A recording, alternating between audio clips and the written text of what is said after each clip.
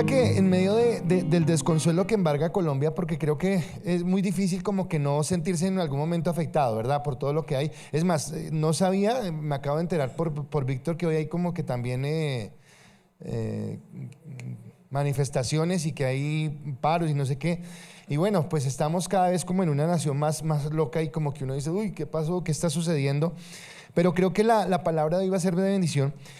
Pero lo que me lleva a reflexionar es que en esas personas que nosotros esperaríamos que fueran las personas que tuvieran como esa coherencia y esa madurez de decir, bueno, vamos a calmarnos y vamos a arreglar esto, como que lo que uno encuentra más es como discursos de odio, de fastidio, de que acá los de uno, allá los del otro, y si usted es de allá no es de acá, y si usted es de acá no es de allá, y si usted es de acá es mi amigo, pero si usted es de allá es mi enemigo. Y resulta que no es como nosotros deberíamos vivir, no es como deberíamos estar, pero yo quisiera que usted pensara por un momento cuál debe ser nuestra posición como cristianos.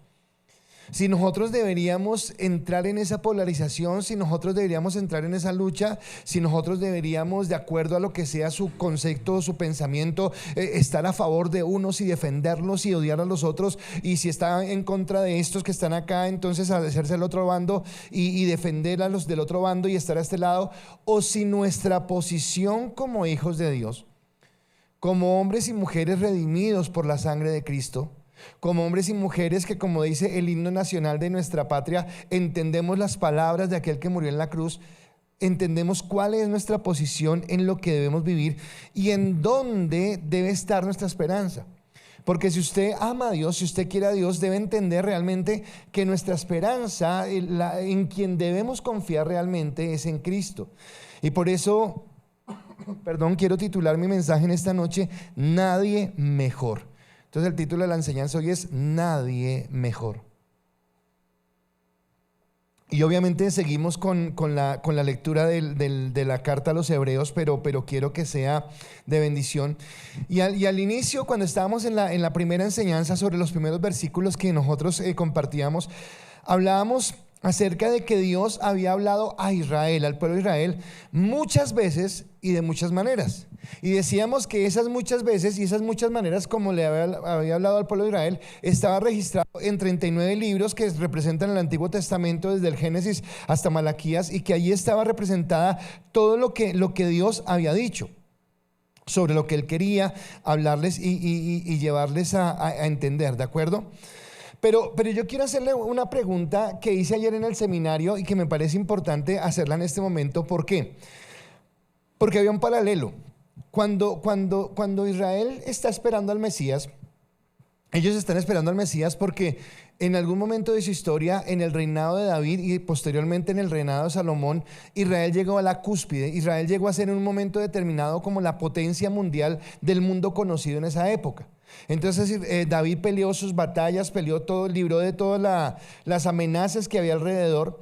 También logró acumular, un capital importante para comprar los recursos para construir un templo. Dios no le permitió construir a él el templo por la sangre que había derramado, pero le dijo: tu hijo será sucesor y tendrá un templo. Y bueno, conocemos cómo Salomón levanta un gran templo, algo muy espectacular, y cómo en ese templo que él levanta, no solamente es el templo, sino la misma ciudadanía, el mismo ambiente, la misma cultura, la misma sociedad, algo que la gente empieza a admirar. La palabra nos dice que vienen reyes y vienen príncipes de muchos lugares lejanos y que cada uno dice: wow, nos habían contado que esto era espectacular, pero todos los que nos contaron lo que hablaba de este lugar no se compara a lo que hay. Ahora, quería colocar ese énfasis para que usted entienda que Dios le hace una promesa a David.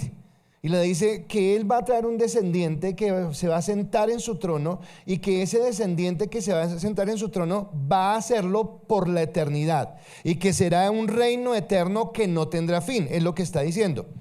Pasan los años, y pasando los años, cuando aparece Jesús en escena, resulta que Israel ya no es esa nación potencia, ya no es ese reino vigoroso y fuerte, sino que ahora simplemente es una pequeña colonia de un gran imperio llamado el Imperio Romano. Y el Imperio Romano los tiene secos, a punta de impuestos, a punta de maltrato. Ahí de pronto les reserva o les permite mantener su cultura, su religión, las cosas que hacen, pero realmente ellos no pueden prosperar o no pueden tener una visión más adelante porque la parte económica es muy fuerte. Los romanos los tienen así asfixiados con impuestos. Pero además de esto, entonces se han levantado en Israel dos grupos religiosos que también no contribuyen en esto, porque los dos grupos religiosos como que están pensando, y por favor, cualquier parecido con nuestra contemporaneidad es pura coincidencia, están pensando en sus beneficios personales, así que les importa muy poco el pueblo con tal de que ellos tengan sus lugares de preeminencia. Entonces, por un lado están los saduceos, y los saduceos son un grupo que como que son muy elitistas y como que no creen mucho en cosas sobrenaturales. Por el otro lado están los fariseos, que son un grupo de pronto más representativo, con el que más nos identificamos. No nos identificamos, sino que tenemos más en mente a este grupo, pero ellos son muy legalistas, son de ese legalismo. Y obviamente el pueblo, lo que es la crema innata, el pueblo, la gente más humilde del pueblo de Israel, está anhelando realmente que venga el Mesías que en los 39 libros del Antiguo Testamento ha sido anunciado. Ahora, la pregunta que yo le hacía a los estudiantes del seminario es: ¿qué estarían esperando estos israelitas en ese Mesías? En eso que le acabo de decir, de cómo estaban ellos en un momento determinado y cómo están ahora. ¿Qué estaban esperando? ¿Un rey que viniera a qué? ¿A liberarlos de qué? De la opresión, de esos romanos malos que los tenían allá, de esos yugos, de los impuestos y de esos poderes religiosos que no les permitían avanzar. Y obviamente, pregunto ahora, ¿Dios era consciente de lo que estaba pasando con Israel? Ahora le pregunto a usted, ¿y Dios vendría a librarlos de ese yugo?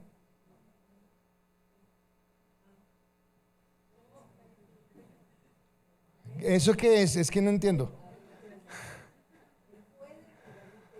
No. Estoy preguntando en ese momento. ¿Vino a librar de ese yugo? ¿A qué vino Cristo a la tierra? ¿A rescatarnos de qué? Había algo más fuerte. Dios sabía que había un yugo, que había una opresión, pero la libertad que Cristo ofrecía era más amplia que simplemente la opresión de un gobierno. Era mucho más amplia. Cristo pudo haber venido realmente con una legión de ángeles, destruir al imperio romano, destruir a Herodes, que estaba reinando en ese momento, acabarlo y liberarlos y volverlos a la cúspide. Pero la intención de Dios era mucho más grande, porque Él entendía que había una presión mucho más fuerte que los impuestos o que las normas religiosas que los fariseos y saduceos estaban colocando, y era la esclavitud al pecado. Y creo que usted me lo ha escuchado mencionar muchas veces, pero permítame mencionarlo una vez más. Pero todo lo que estamos viviendo, lo que vimos en este mundo, lo que vimos en Colombia, lo que se vive en todo el mundo, no es otra cosa que el resultado del pecado.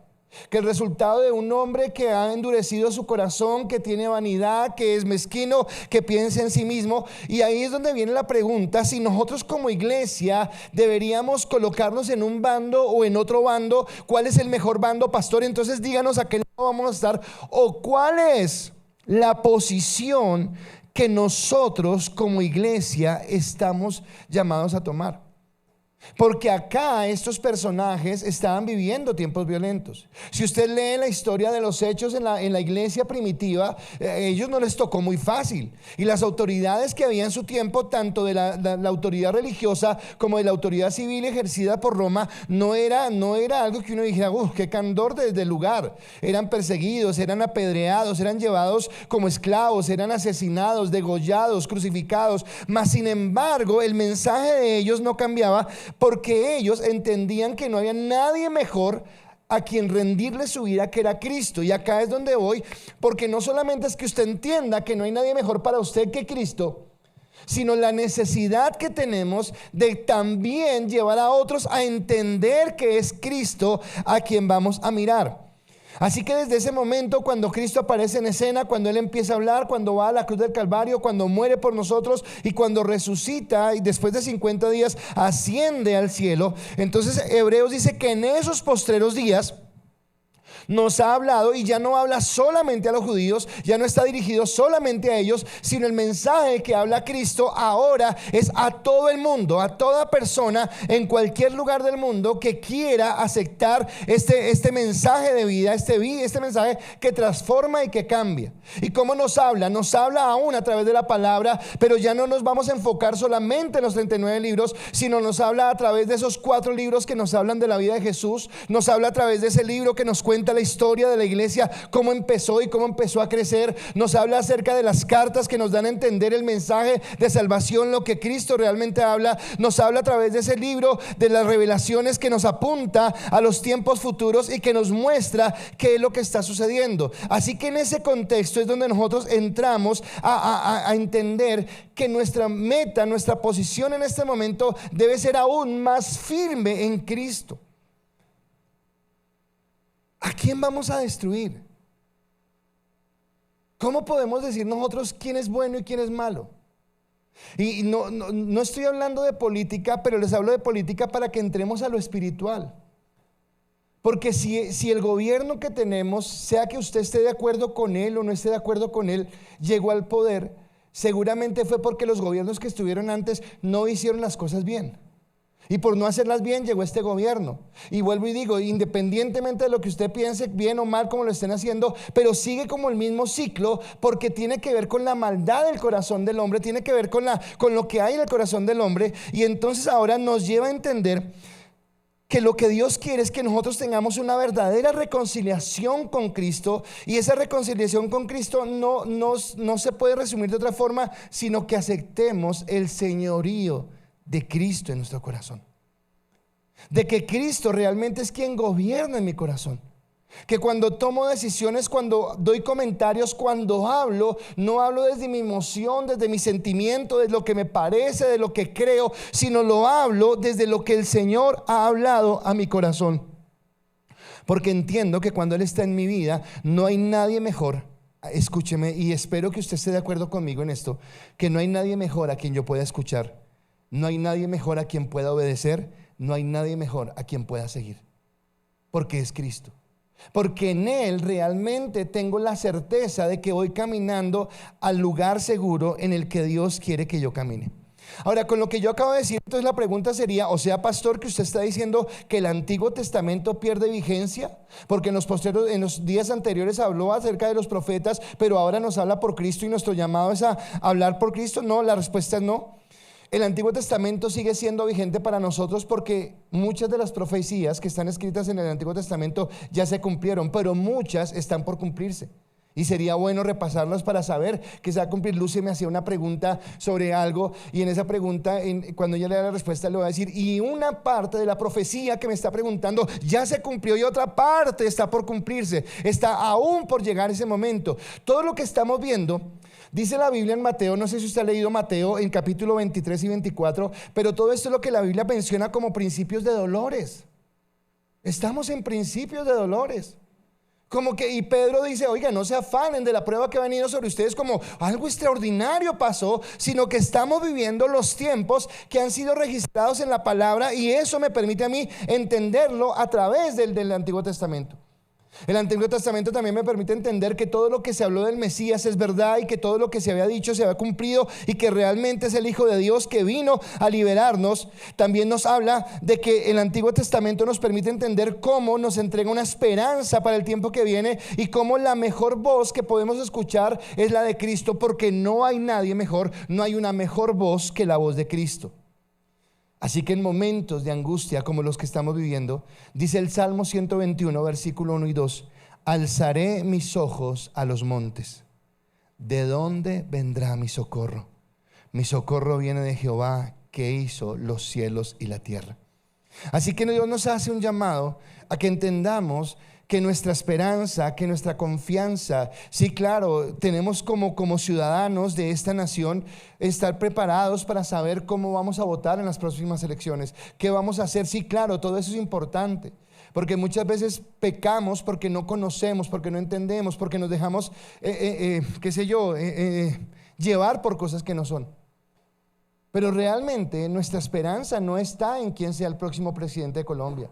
O nuestra esperanza no está en que venga alguien y realmente entonces haga justicia. No, nuestra esperanza está en Dios, que es de donde viene nuestro socorro, que es a quien anhelamos, quien es en quien esperamos y a quien estamos mirando. Entonces Cristo es nuestro socorro, porque Cristo no solamente es el mensajero de buenas noticias, sino que Cristo encarna esas buenas noticias. Es el que nos permite a nosotros entender que cuando estábamos muertos en nuestros delitos y pecados, cuando nuestra vida no tenía sentido, cuando no teníamos un rumbo fijo, fue Él el que nos alcanzó y nos llevó a caminar en lo que Él quiere. Así que Cristo viene a compartirnos, y cuando Él vino a la tierra, cuando se hizo hombre, Él tenía claro, absolutamente claro, cuál era el mensaje que iba a compartir. Pero Él no solamente tenía claro el mensaje que iba a compartir, sino que Él sabía también cuál era su propósito y su destino final. Y Él sabía que el final de su vida iba a ser esa cruz. Escuchaba y decía, hablando de la muerte de este señor, y decía, no, pero ojalá que sea el último. Bueno, los que somos más viejitos, ¿cuántas veces hemos escuchado ojalá que sea el último?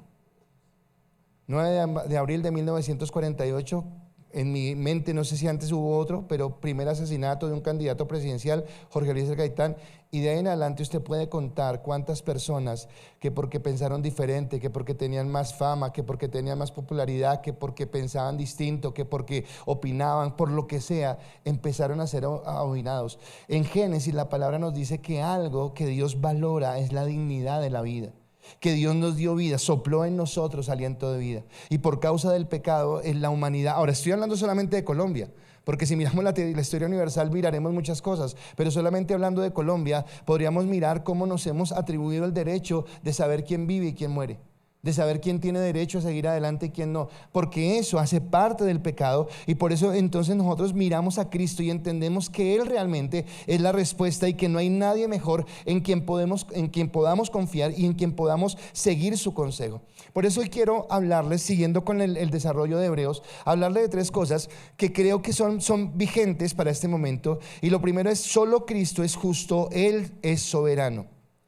Y cuando digo solo Cristo, solo Él es justo y Él es soberano, estoy diciendo 2 cosas que parecen iguales pero que no son lo mismo. Estoy diciendo que solo es justo Cristo porque Pablo dijo en Romanos que no hay justo ni aun uno.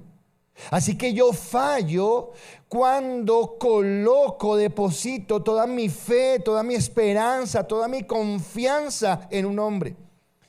Ningún hombre merece que yo entregue mis pensamientos, mi afecto, mi devoción total, porque como hombres podemos fallar, porque el único que es justo, el único que nunca falla es Cristo.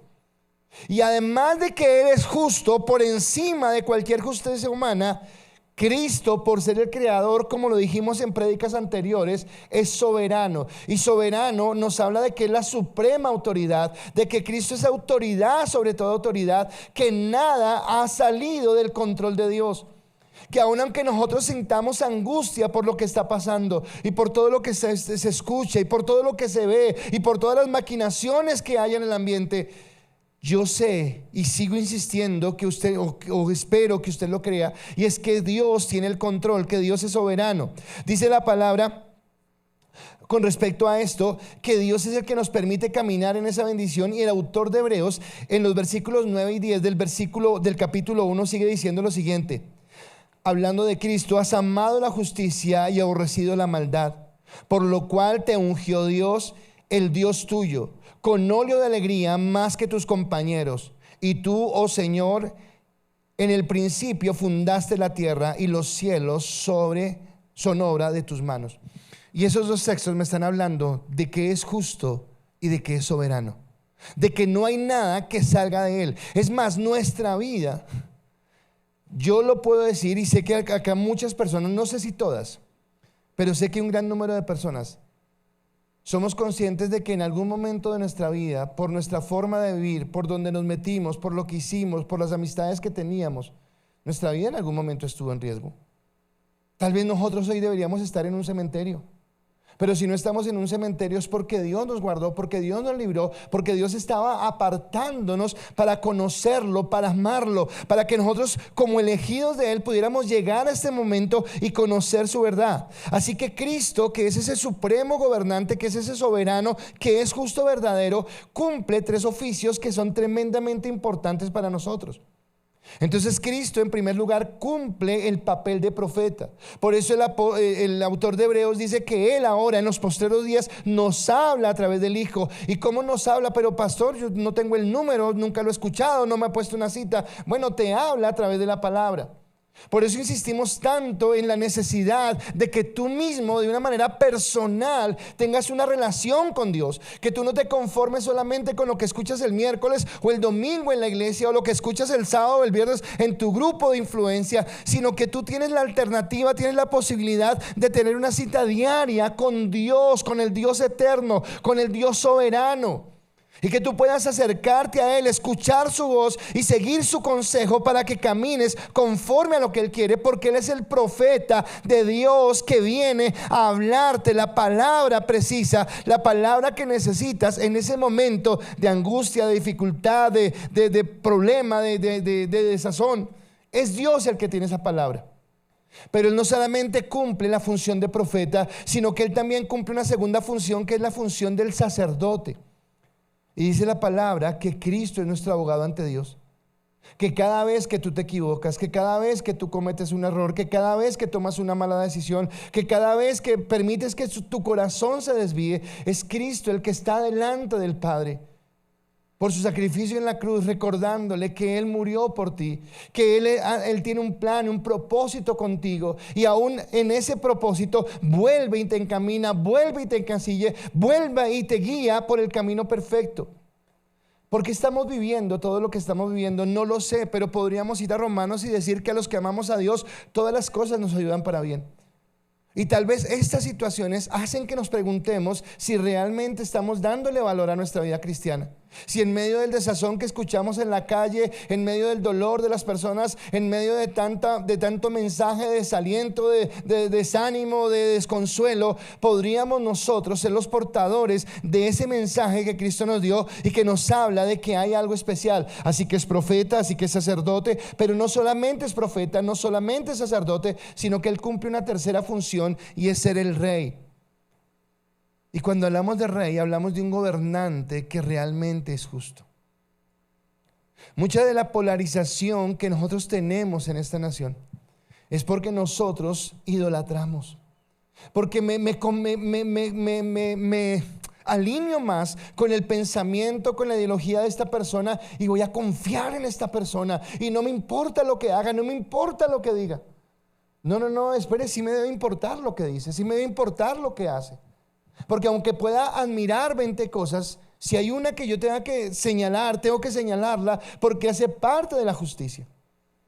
Y lo más increíble es que cuando miro a Cristo, en Cristo no hay nada que yo pueda señalar.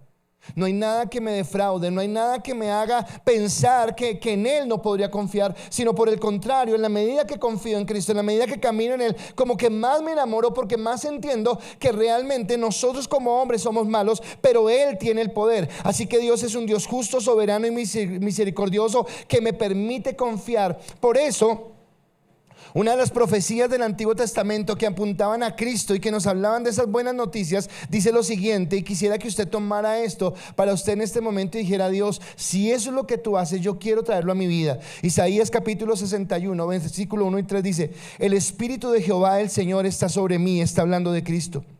Porque me ungió Jehová y me ha enviado a predicar buenas nuevas a los abatidos, a vendar a los quebrantados de corazón, a publicar libertad a los cautivos y a los presos apertura de la cárcel, a proclamar el año de la buena voluntad de Jehová y el día de la venganza del Dios nuestro, a consolar a todos los enlutados, a ordenar que los afligidos de Sión se les dé gloria en lugar de ceniza, óleo de gozo en lugar de luto, manto de alegría en lugar de espíritu angustiado, y serán llamados árboles de justicia, plantío de Jehová para gloria suya.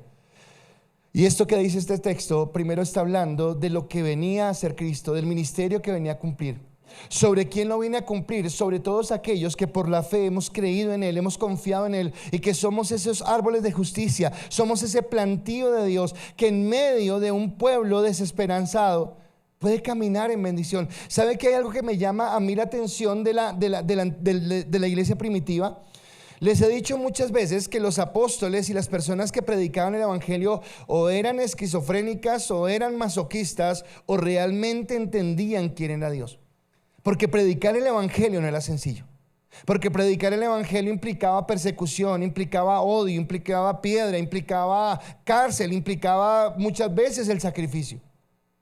Pero no solamente es eso, sino que el evangelio crecía y se expandía. Más personas encontraban en el evangelio algo que realmente transformaba su vida, porque el evangelio no era como las promesas vacías de un buen político, no era como el venderle un mundo ideal donde no era posible tener el ideal, sino era la promesa de que vendría algo mejor, de que ese Mesías traería la bendición. Así que hoy podemos creer que Cristo nos trae óleo de gozo, manto de alegría, que nos consuela, que nos liberta, que declara apertura de la cárcel, porque Él es el que nos bendice. Así que yo, como hijo de Dios, no puedo caer en un ambiente de pesimismo. No puedo decir no, y esto no tiene claro. Tengo que estar consciente de lo que está pasando, tengo que mirar lo que está pasando, porque cuando mire lo que está pasando seguramente tendré entendimiento de cómo orar, de cómo acercarme a Dios. Pero independiente de lo que pase afuera, yo tengo que entender que Dios tiene el control, que Dios es soberano, que Dios puede hacer las cosas. Ahora, mi segundo pensamiento empieza con una pregunta y termina con una afirmación. Y la pregunta empieza con un adagio que usted y yo conocemos: no hay mal que dure, no hay mal que dure. Y mi afirmación es: Cristo es eterno. Siempre nos han hablado de que no hay mal que dure 100 años, ni cuerpo que lo resista. Y es como un consuelo diciendo las cosas van a mejorar. Y seguramente tiene que ver con ese deseo de saber que las cosas van a ser mejores. Pero desde el momento en el que Adán y Eva pecaron, nunca han sido mejores. Siempre el hombre ha ido en declive. Entonces, en el capítulo 6 de Génesis encontramos cómo a Dios le duele en su corazón haber creado al hombre y decide desarraigarlo de la tierra. Pero más adelante vemos cómo el hombre quiere levantar una cúspide, una torre, y alejarse de Dios nuevamente, y Dios tiene que entrar para confundir sus lenguas. Y toda la historia del Antiguo Testamento es el Dios queriendo acercarse al hombre, hablándole su mensaje, y cómo el hombre endurece su corazón. Decíamos, lo decía en la clase, como cuando Cristo vino, los que deberían entender, había algo que veíamos, y resulta que cuando Cristo, voy a irme a la Navidad un momentico, cuando Cristo nace, Herodes, que es gentil, cree en el mensaje. Y es tan cierto que cree en el mensaje que él se asusta cuando escucha que ha nacido un rey, y lo que busca es asesinarlo. Y para saber cómo era el asunto, va y busca a los líderes religiosos, a los fariseos, y les pregunta: ¿qué es lo que dice la palabra sobre el Mesías que ha de nacer? Y ellos le responden, y yo decía: pero ¿cómo? Si ellos sabían y le dieron la respuesta, ¿cómo no lo entendieron? Ahora, yo decía: muy triste, muy lamentable, pero también gloria a Dios que no lo entendieron. Porque donde lo entiendan, no lo maten, y donde no lo maten, no tendríamos redención. Todo el plan de Dios es perfecto. Pero es como no entendieron esta parte. Y nosotros vamos a ver que la historia es cíclica a nivel de la humanidad, pero quiero verlo a nivel de Colombia. Vuelvo a repetir: las personas que son más adultas, los mayores que estamos acá, lo que estamos viendo no es nuevo, más bien nos da dolor, porque estamos viendo cómo se repiten cosas que pensamos que ya se han superado. ¿Cómo superamos que mataron al candidato, que pusieron una bomba, los que recuerdan esa época, que pasó aquello, que pasó el otro? Y otra vez volvemos, porque la historia es cíclica. Cambian los personajes, cambian los momentos, cambian las situaciones, pero volvemos y repetimos. Y la pregunta es: ¿cómo así? ¿Por qué no aprendimos? Bueno, no aprendimos por una sencilla razón: porque el pecado que hay en nuestro corazón hace que nuestros ojos estén vendados, hace que nuestros oídos no entiendan, hace que nuestra mente esté entenebrecida, y que volvamos nuevamente a tener corazones endurecidos, mentes entenebrecidas, solamente pensando en el deseo humano. Si no es Cristo el que nos libera, si no es Cristo el que nos cambia, si no es Cristo el que nos lleva a algo diferente, vamos a estar repitiendo el mismo ciclo todo el tiempo. Así que Cristo es eterno, por el contrario, y sus promesas son veraces. Ahora, tengo una pregunta que se la voy a hacer a lo largo de la charla. ¿En quién decides hoy confiar? Porque no estoy diciendo que nosotros como cristianos seamos apolíticos, no estoy diciendo eso. Lo que estoy diciendo es que yo no puedo colocar mi fe ciega en un hombre tan carnal, tan mortal como cualquier otro hombre. Mi confianza real y plena, toda mi seguridad debe estar en Cristo. Porque el hombre cambia, porque el corazón del hombre cambia, porque hoy estamos, mañana no estamos, porque hoy el que te quiere, mañana te odia, porque hoy el que te abraza, mañana te traiciona, pero es Cristo el que nunca cambia. Porque Cristo es eterno, porque Él es Dios y es inmutable y no cambia. Así que hoy la pregunta es: ¿en quién confías? Hebreos capítulo 1 versículo 11 y 12 dice: ahora, antes de que lo lean, mírenme acá un segundo. Recuerde que acá está mostrando a Cristo como superior. Más adelante nos vas a hablar de Moisés, más adelante nos va a hablar de Josué. En este momento está haciendo una comparación entre los ángeles y Cristo, porque recuerde que estaba diciéndole que al igual que hoy en día había gente en esa época que adoraba a los ángeles y pretendía darle la misma altura a Cristo, a un ángel, que la que tenía Cristo. Y lo que él está haciendo acá es demostrando que Cristo es superior, y por eso va a decir acá: ellos perecerán, mas tú permaneces, y todos ellos se envejecerán como una vestidura, y como un vestido los envolverás y serán mudados, pero tú eres el mismo y tus años no acabarán. Y está hablando de Cristo, y está colocando la diferencia entre la temporalidad de este mundo y está colocando la eternidad de Dios. El mundo en que vivimos es el resultado del pecado. Todo lo que estamos viendo es resultado del pecado, no hay otra explicación. Porque hay violencia, porque hay corrupción, porque hay robos, porque hay enfermedad, porque hay dolor, porque todo esto es causa del pecado. Pero la fe nos lleva a confiar en Cristo, porque Cristo tiene una diferencia con los seres humanos, y es que Cristo no es hombre para que mienta, ni es hijo de hombre para que se arrepienta. Así que mi esperanza, mi mirada debe estar puesta en Él, porque realmente Él nunca cambiará, Él nunca se irá de lo que Él quiere. Ahora, en medio de los problemas, en medio de las pruebas que nosotros estemos enfrentando, podemos entender algo, y es que nuestra seguridad está en Él hecha. La palabra dice que no nos hagamos tesoros en esta tierra, porque en esta tierra se corrompen, porque en esta tierra están en riesgo de ser robados, de estar en dolor. Nos dice que no deberíamos colocar toda nuestra confianza ni siquiera en el capital que hemos podido acumular, porque el capital que hemos podido acumular hoy está y mañana no sabemos. Pero nos dice que hay una herencia que nadie nos puede robar ni nos puede arrebatar, y hay una herencia que nunca se deteriorará, y es la herencia que Cristo nos ha prometido en su eternidad, en su gracia, en su bendición, en lo que Él quiere. Ahora, la creación en la que estamos es cambiante. Nomás lo podemos ver a veces en los políticos, ¿verdad? Que hoy están de rojo, mañana están de verde, mañana están de azul, mañana están de amarillo. Y cuando están de amarillo nunca se acordaron que fueron azules o fueron verdes. ¿Por qué? Porque la política es dinámica. Pero así como la política es dinámica, nosotros como seres humanos, las circunstancias de la vida cambian, las cosas cambian, porque nosotros somos falibles, porque nosotros no somos inmutables. Pero el Señor permanece para siempre. La palabra dice que Cristo es el mismo ayer, es el mismo hoy y será el mismo por la eternidad. Que hago bien cuando coloco mi confianza en Él y cuando decido. El pastor Mateo, voy a mencionar como 2 veces al pastor Mateo, creo, pero el pastor Mateo nos decía el domingo que cómo debíamos tener de cuidado de las decisiones que tomamos, porque una decisión que yo tome me puede apartar de Dios. El ir tras ese buen negocio que te sacará de pobre, el alcanzar esa meta que tienes fijada en ese sueño, bien sea material, bien sea humano, puede sacarte del contexto. Y lo que Dios te da es algo eterno, algo glorioso, que bien vale la pena entregarlo todo. Así que una vez más te pregunto, ¿en quién vas a confiar? Nuevamente coloco al pastor Mateo porque él preguntaba, o él decía en la prédica del domingo, si nosotros entendemos la eternidad. Y realmente Dios nos lleva a mirar la eternidad. Y no estoy diciendo que entonces mañana no trabaje, ni que se levante, ni que deje de estudiar. No, no, no.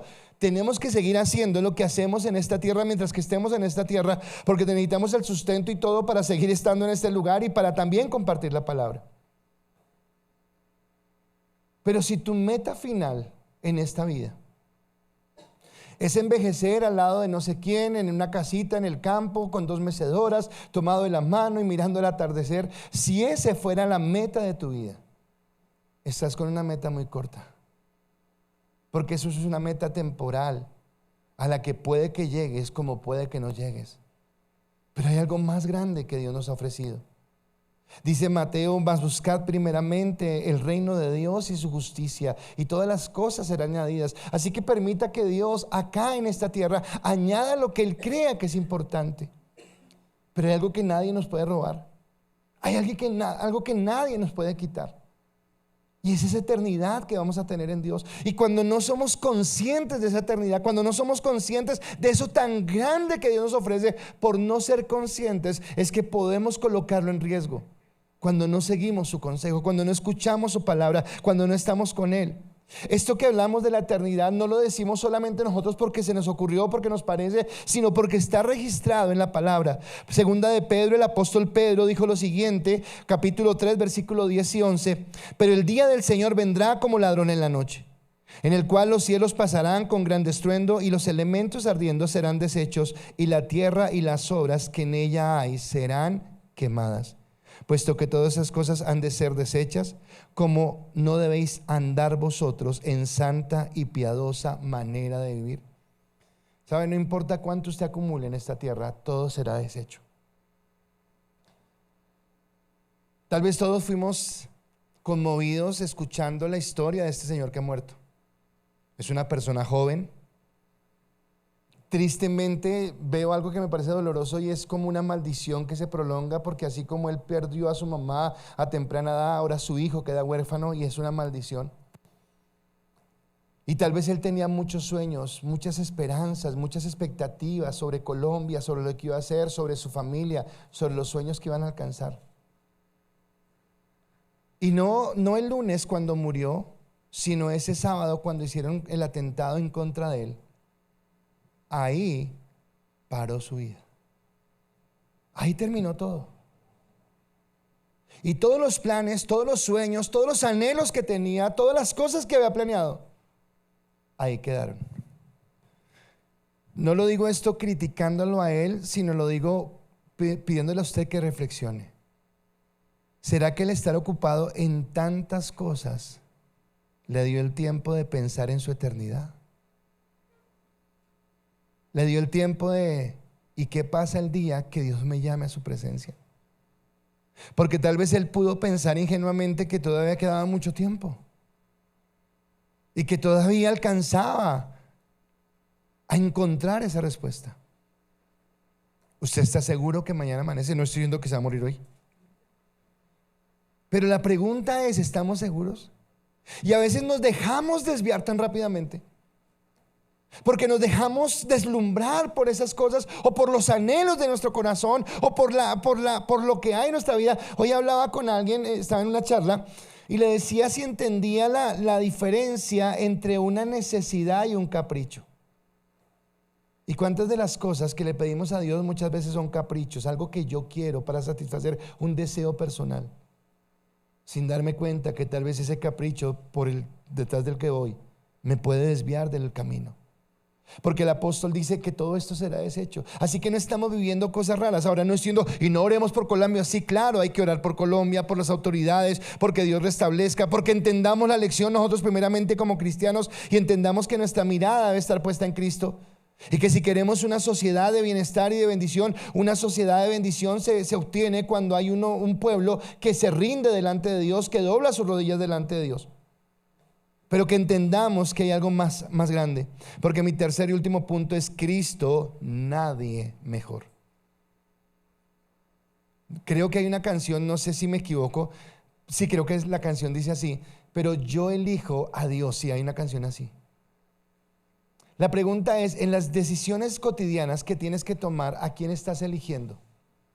¿Eliges tus gustos, tus deseos, tus anhelos? ¿O realmente estás eligiendo a Dios? Saben, nosotros no solo pecamos cuando idolatramos a las personas, sino que también somos defraudados, que es lo más tremendo. O sea, además de que el pecado que nos aparta de Dios nos lleva a condenación, además del pecado somos, ¿qué acabo de decir? Defraudados. Y ese ser defraudados, yo lo veo en muchas cosas. Cuando yo confié en alguien, cuando yo coloqué mi confianza en alguien y cuando alguien se me derrumbó. ¿Y qué pasó? ¿Qué sucedió? Porque un error que tenemos nosotros es que colocamos o hacemos más énfasis en las personas, o hacemos más énfasis en los pensamientos, y nos olvidamos de que a quien tenemos que mirar es a Dios. Cuando olvidamos que todos somos iguales, que no hay nadie superior. Pastor Mateo también decía algo en la prédica el domingo con respecto a los pastores, y decía que aunque podemos honrar a las personas, no debemos confiar plenamente, sino que deberíamos mirar toda la luz de la palabra. Bueno, eso no se da solamente a nivel de iglesia, eso se da en todo contexto. Por más que usted mire a una persona, por más que usted venere o no venere, porque la palabra está mal usada ahí, por más que usted sienta respeto y honra por una persona, la palabra dice que no hay justo ni aun uno, y que en el único en el que realmente debemos colocar nuestra mirada y en que debemos confiar es en Cristo, porque Cristo es el único que jamás nos va a decepcionar. Pero muchas veces entonces, por ejemplo, en este tema político, pero se da en muchas cosas, uno ve un montón de gente enceguecida por una persona y por una ideología. Y puede que las cosas estén mal y puede que me muestren la cantidad de errores que tiene esa persona. No estoy hablando solamente de un bando, de uno o de otro bando. No importa cuántas cosas me muestren, pero yo creo, yo confío y creo en ese proyecto. Bueno, ¿será que el proyecto más grande no es el proyecto de la redención? ¿No es Cristo en quien debería yo colocar mi confianza plena y sobre quien los apóstoles estuvieron dispuestos a morir por este mensaje? Muchos hombres murieron por seguir a Cristo. ¿Sabe por qué tuvieron al señor Miguel Uribe en cámara ardiente? Porque él entregó su vida por una causa. Y no estoy diciendo que esté mal o que esté bien. Lo que me pregunto sobre él es si escogió la causa correcta. Si esa causa que escogió lo lleva a Cristo. Porque aunque acá lo admiremos y aunque acá lo lloremos y aunque mucha gente haya ido a brindarle su homenaje en estos días, la pregunta es: ¿con qué se presentó él ante Cristo? Porque al final, cuando yo me presente ante Cristo, no podré llevar mi cartapacio de cosas buenas que hice para merecer, sino solo podré llevar mi fe que tuve en Él, mi confianza, mi obediencia, mi rendición que tuve delante de Él. Así que el autor, que sigue hablando de la superioridad que tiene sobre los ángeles, dice, versículo 13 y 14: pues a cuál de sus ángeles dijo jamás: siéntate a mi diestra, hasta que ponga a tus enemigos por estrado de tus pies? Y está hablando de cosas fuertes. Y hablando de los ángeles, ¿no son todos espíritus ministradores enviados para el servicio a favor de los que serán herederos de la salvación? Así que me habla de que Cristo es superior a los ángeles. Pero Cristo no solamente es superior que los ángeles. Cristo está por encima de toda su creación, porque Él es soberano, porque Él es santo, porque su posición de autoridad y su soberanía es la que le da el derecho de gobernar sobre toda su creación. Así que contrasta el papel de los ángeles en el caso de este versículo, que son espíritus ministradores, que son enviados para ministrar, para servir, para ayudar, con lo que Él hizo. Entonces pensemos ahora en un funcionario público. ¿Qué es un funcionario público? Un servidor. Pero los tratamos como servidores. o los levantamos al nivel de ídolos? Y tal vez el problema no sea solamente de ellos. Tal vez el problema también sea nuestro. ¿Sabe por qué? Y a mí me encanta cuando el pastor Mateo o cualquiera de los pastores o cualquier persona que predique le dice a la gente: y pilas, no ponga la mirada en el pastor. Sí. Ahora, yo soy responsable, los pastores somos responsables de un buen testimonio, de una vida íntegra, de una vida intachable, porque eso no nos quita la responsabilidad. Pero tal vez esa naturaleza carnal, acompañada de que la gente empieza: ay, pastor, ¿cómo usted es de lindo, usted tan bello, usted tan... es que usted nunca... Uy, cuidado. Y así como lo hacemos con un pastor, lo podemos hacer con el jefe en el trabajo, con ese amor que hemos encontrado, con ese político, con ese profesor, con esas personas en las que yo tengo que decir: espere, porque no, nadie puede estar por encima de Dios. Porque ninguno en esta tierra estamos a la altura o a la medida de Cristo. Y Cristo, cuando leímos la charla anterior, que le había hecho poco menor que los ángeles, estábamos hablando de un proceso, de un momento transitorio, donde Cristo se humilla a sí mismo. Se despoja de su dignidad de Dios, se despoja del lugar de preeminencia que tiene en la creación, rompe por un instante en su vida la comunión eterna que ha tenido con el Padre, y todo esto lo hace por una única razón: el reconciliarnos con Él. Hablaba con alguien hace un momento y le decía: cuando Cristo fue a la cruz, Él no dijo: y voy por todos ellos, como la montonera, a ver a cuántos agarro en la montonera, como si fuera no. Yo estoy seguro que Cristo en su grandeza, Él pensó en mí. Él dijo: y esta persona que va a fallar en esto, que se va a equivocar en esto, pero por él voy a morir.